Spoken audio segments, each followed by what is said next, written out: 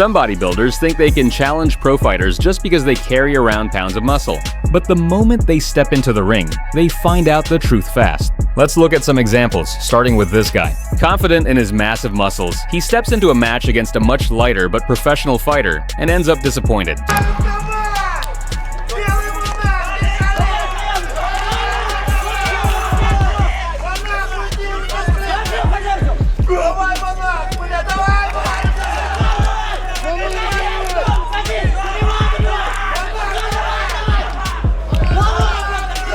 The lesson in the first round is nothing compared to the knockout in the second.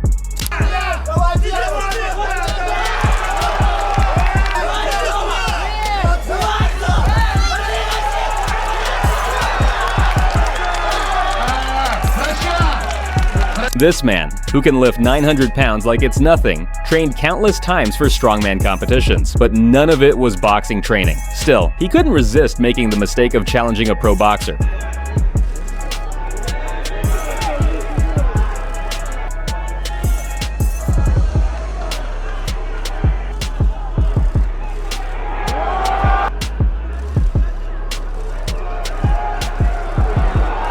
The pro boxer slowly drains the strongman's energy in the ring, dazes him, and finishes with a knockout.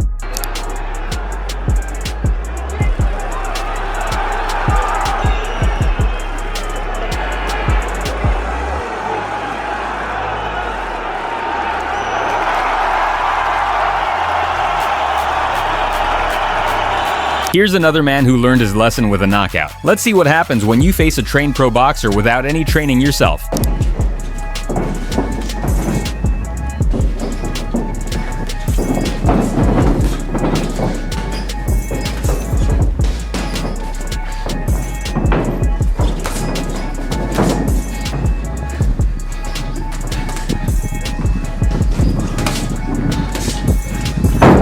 After hitting the ground, the bodybuilder insists on not giving up and takes even more punishment, and it becomes as big a mistake as the fight itself.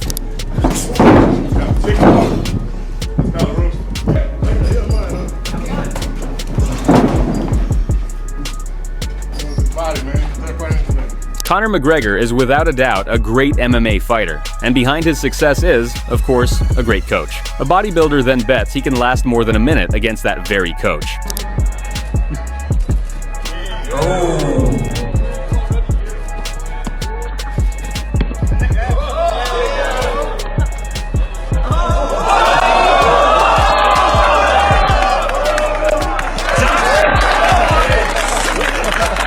These matches are practically battles of strength versus technique. The bodybuilder is strong, of course, but with such weak technique, he can't secure the win.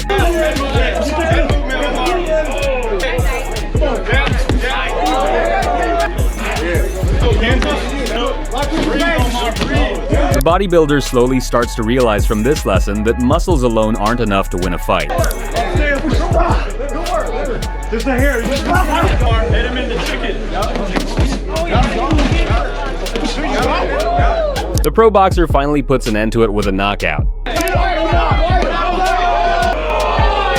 This cocky bodybuilder walks into a jiu-jitsu gym and randomly disrespects the coach by calling him out, only for the coach to make him regret it.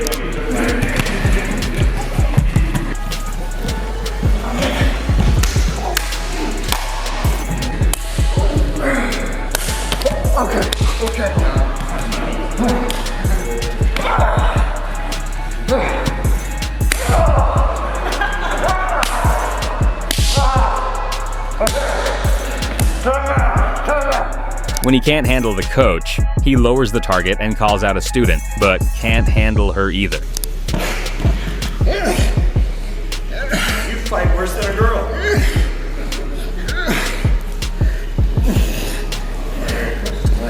Oh, Jordan, he's asleep, Not satisfied with losing, the man comes back to the same gym another day, but the result doesn't change. Come out. I need to go to my corner. Hold on.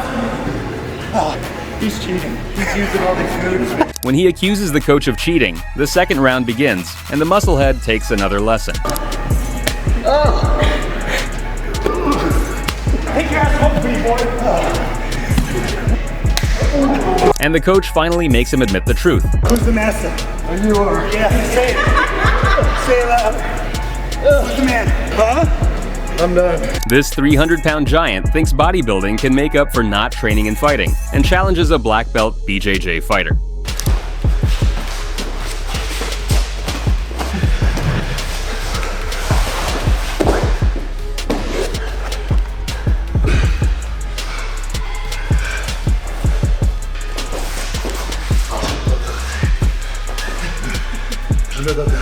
This match shows the bodybuilder that challenging a 15-year pro BJJ fighter with zero experience is like trying to sprint before you can even crawl.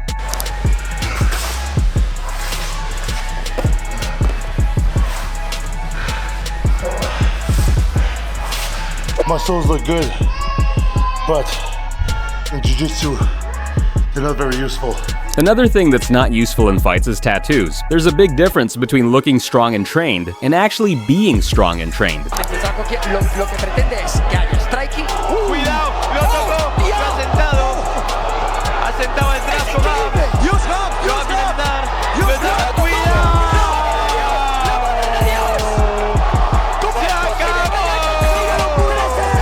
Someone who's never been in a match should know that looking like a fighter doesn't make you one. And this guy is a perfect example. 자, 태클 들어옵니다만 여의치 않았고요. 자, 지금 세컨이 지금 계속 얘기를 해주고 있는데. The pro fighter doesn't go too hard on his opponent, but still gives him no chance, making sure he learns his lesson. There you go. Try to get a butterfly hook on your left leg.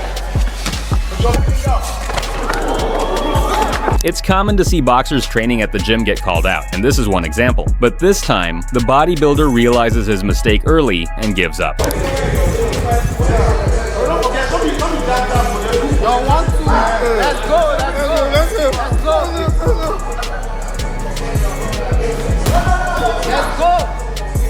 He must have thought shadowboxing was part of the actual fight.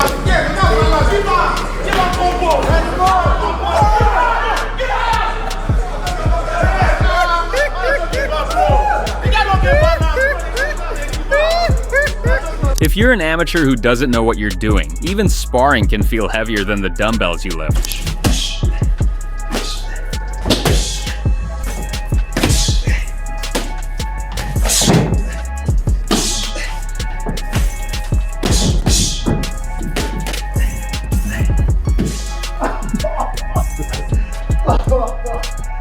It's much better that the pro boxer showed his skill with light sparring rather than in a real match.